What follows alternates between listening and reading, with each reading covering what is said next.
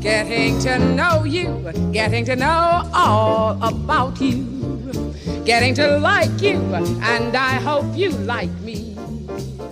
Getting to know. We've just had a lovely interview with our president, Kenny Welsh, and now I'm very pleased to welcome our vice president, our beautiful, gorgeous Nicola. Thank you, Snieguole. Pleasure to be here. Yes, so obviously it feels like a right hand to our chair, to our president. Tell a little bit more about this job. How difficult is it to be by the side all the time? Well, I think it's a really important job because, you know, as Kenny said earlier, the chairman's job has quite a lot of pressure, and what you really need is some support. And, you know, he and I discuss things, and I try to, you know, we don't always agree on things, but in order for the committee to sort of work, he needs that support and he needs me kind of by his side. And if I think, oh, I don't really agree, I will tell him. He'll tell me if he thinks I'm wrong. But ultimately, it is like a right-hand man, or woman, should we say. Yes, and a beautiful one, so it helps. Well, thank you for that, Nicola. I'm blushing already. Right. So let us go a little bit back into your early days. So when you started dancing, you maybe started a little bit earning money. And what was the very first thing you were saving money for to buy? Oh, wow. Well, I've always been quite good with money.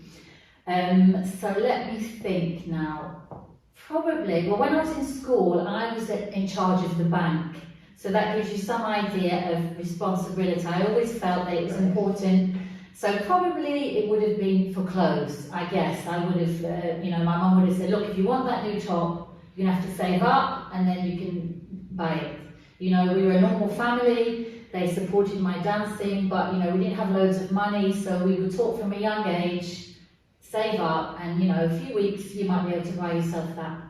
Right.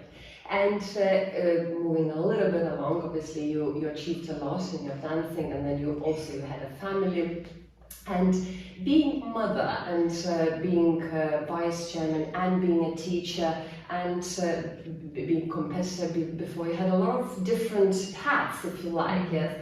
And being mother. So just a little bit, in a few words, what is it like? How is it? Well, the most rewarding, but probably the most challenging role in my whole life, because I think during my dance life, I've been able to plan and I've made decisions and I've been in control of things. Anybody who's had a family knows that it doesn't quite always go to plan. So the rewards are fabulous, but it is quite hard work because you never quite know what is around the corner. And it does help you to be able to deal with other people because you are very patient. You become very patient because you have to be. Otherwise you just lose your temper every day. Are you a strict mother? I think I have quite high standards, and obviously I think I'm quite open-minded because I was also young at one time. But I think that, you know, it's about kind of guiding them down the right path. And I think my biggest challenge is realising that my child has his own opinion, and obviously as a parent that's quite a hard stage. When they're young you can kind of tell them, as they get older you have to listen more to what they have to say. So I would say that, yeah, challenging role, but I love it. Are you ready to be a grandma? Not yet, thank you for that. I hope I've got a few more years left before that. Yeah, but what would you do, like one day he comes back and say, Mum, you're going to be grandma? I think like everything, I would have to accept things as they go, and I am very much like that. You know, I would probably be a little bit shocked, but I would be, you know, I love children, I would be happy for him. I think, as it was said before, all you want for your kids is to be happy and have a good life. So you're always going to support them in that. But let's hope it's not for a while yet. And earlier you mentioned you worked at the bank, yes, in bank, right? Well, at school I was in charge of the bank, but later on I did actually end up working at the Midland Bank. Right. Yes. And was that your sort of a dream job, or was it dancing? How did you end up then? Well, I think I was a dancer, so as all dancers know, we're always looking for a way to be able to continue our dancing. And I did a youth opportunity scheme with the bank when I left school, £25 a week they paid me. And then when I realised that I wasn't going to be able to have any holidays, it was the last person in had the last holidays, I thought, oh, that's not going to be so good for my dancing. So I then decided to join the non-revenue, and we had flexi time.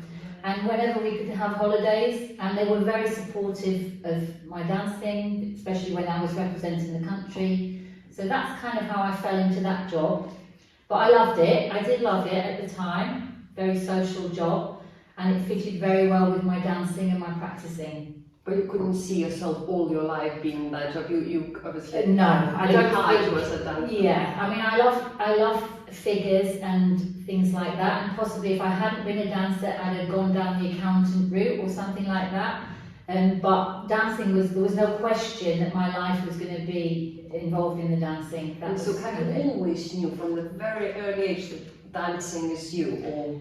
I danced from about the age of 5. I think my mum just wanted to get rid of me on a Saturday afternoon, sent me to the local class.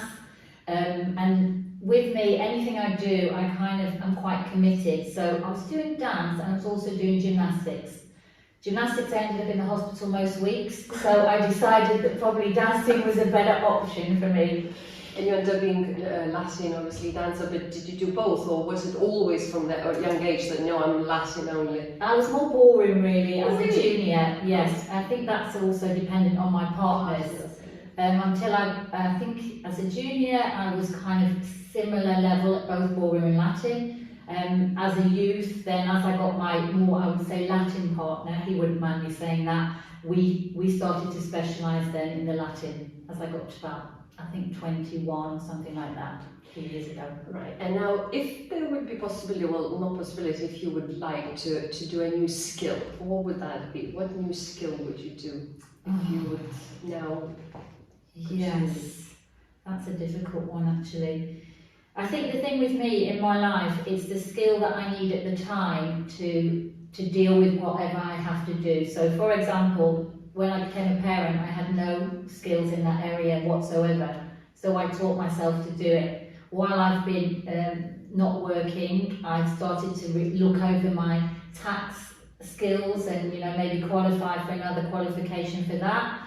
I also, I'm thinking maybe I'd like to do something in interior design. I have a few things that I'm interested in, but I think what will happen is, as the dancing comes back, that is my great love.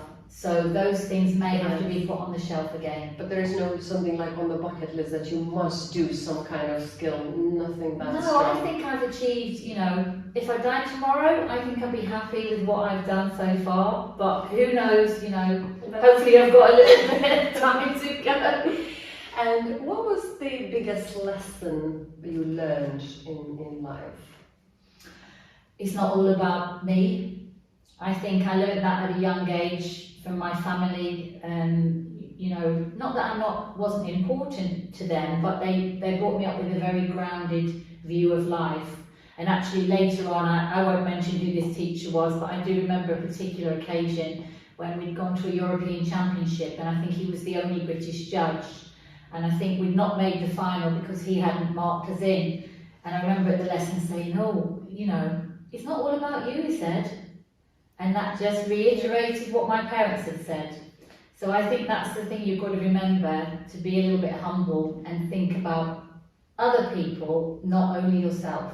So would you say that why you're probably part of the BDF, because you want to help others, is again helping and promoting and helping children and adults, whatever we do on the BDF? Yeah, I mean, I think even as a young amateur, I always sat on the committees. It was EARDA committee, then I sat on the British Competitors Committee. So it was a natural progression. I've always cared about the business, and I always think it's much better to be in the committee, giving your opinions and helping, rather than being on the outside, maybe complaining or not being happy with the way things go. So for me, the BDF committee was, I was quite honoured to then be able to get on that committee, which was quite a few years ago now, but yeah. So how long ago you joined? Yeah, so I'm really wondering why I did it, but I just had my son and I decided, it would be a good idea. Then I would, somebody approached me, I said yes. So that's 20 years ago. now. And just as you have a baby. Yes, yeah. Can't really think what I was thinking about at that You time. definitely was not selfish then. Maybe I just wanted to get out of the house. Well, for those couple of hours, yes, yes. And in 3 words, how would you describe BDF? Well, I think BDF has got a lot of integrity. It's a committee that is hardworking and not expecting anything back, and I think it's the kind of backbone of British dancing for me, because it's helped so much of the competitive world in this country, and hopefully will continue to do so. Fabulous, great. And on that note, I think there's nothing more beautiful we can add about BDF. We finished this interview. Thank you, Nicola, very, very much. Thank you, Snieguole.